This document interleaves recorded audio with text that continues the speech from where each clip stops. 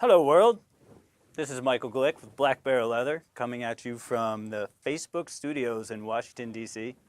Um, Here today just to talk a little bit about the business and share with you the story of Black Bear and where we're hoping to go here in the next few years. More, less, all of it together. We're really excited. I'm really excited. And today we were here at Facebook doing a little pop-up for Valentine's Day, which is tomorrow. For those of you who aren't keeping track, send someone some flowers or chocolates. But yeah, so getting down to it, Black Bear is my company, and I make leather goods. And I've been doing that for about 5 or 6 years, and it has been quite a ride. And we're looking forward to some really exciting things coming down the pike. But I kind of got started just on a whim to make some belts and whatever for myself and friends, and fell in love with it really quickly. And within a year and a half of starting it as a hobby, I started it full time. And it has been very exciting ever since. Don't have to go sit at a desk every day and sit at a computer. I still do, fair amount of computer work because you got to sell stuff online. And but it's been wonderful. The story of Black Bear itself comes from my grandfather, who was an Amishman back when he was younger and into even when he had a family, but then left the Amish church. And before he was leaving the Amish church, he was a leather crafter, and that's kind of where it comes into play with me. He started a construction company after leaving the Amish and called it Black Bear Structures. That's where I get the name Black Bear. So I tied that into my leather making, and it kind of goes full circle back to my roots as well. Because even my great-grandfather, whose name is John Glick, my first name is John, my middle name is Michael, but my parents always called me Michael, which has been kind of annoying when you're in elementary school and your teacher always says John Glick and you have to correct them every day. But my great-grandfather's name was John, and my first name is John, so it's just really cool because he was a full-time leather crafter for the Amish community back in his day, and now I'm a full-time leather crafter myself here in 2019, which kind of seems like the future because 2020 is right around the road. But going back to everything, I was making leather goods, started it full-time, and trying to sell it up in Lancaster to tourist people, and was doing okay with that. But then I found Eastern Market here in DC and have been going there for almost 3 years now.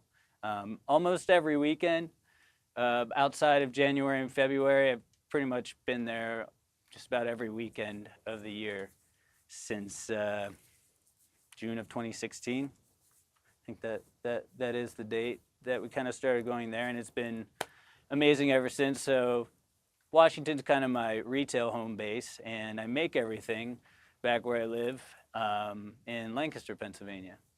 And it's not a bad drive, like 2 hours, so it's not so bad. And I've been trying to keep it, homey with how I make everything and not get too fancy. My hand stitch all my products, all the wallets at least. As I've evolved and wanting to go into more complex designs, bigger bags, I've started to use more machinery, which, it's still very beautiful, just doesn't take nearly as much time because like hand stitching a wallet like this will take a very long time, and you can't really use a machine to get the same look and feel on a smaller piece like that. But on your bigger pieces like your briefcases, it's not as vital to have that little detail stand out quite as much. But coming to present day, I've been working with a good friend of mine, Brian, who makes these beautiful lamps with pretty amazing Edison bulbs that I was struck by the first day he showed up at Eastern Market, I guess it was a year and a half ago, 2 years ago almost, and he has done quite well there. We've teamed up over the last year a good bit, especially over the holiday market down here in DC. We shared a booth, and the lighting and the leather, it's just kind of a perfect complement to each other. And as fate would have it, Brian recently was offered a job that he couldn't turn down. So he decided to leave the lighting business behind and asked if I would pretty much buy out his tools and inventory and take over the lighting side of the business as well. So I immediately said yes, and I'm very excited that now I get to introduce Black Bear lights. He had called it simply Lofty Creations, and I'm just going to try and umbrella that into the Black Bear brand itself and call it Black Bear Lights. Continuing with his designs and eventually evolving into some other designs as well. But right now he has a beautiful lineup of products that I can just take as it is and start making them myself and go from there. It's a very exciting evolution in the story of Black Bear and where the business can go. There's a number of different directions, but it's going to be a pretty exciting ride if you stick with us. We're hopefully going to be growing quite a bit more in the next 2, 3, 5 years and beyond. So we'll see how it really comes down, but I'm loving it, and I want to thank everyone who has purchased Black Bear leather in the past 3 years. Thousands of pieces have been sold, and every one of you who's bought keychains, bracelets, wallets, bags, all of it. Thank you so much.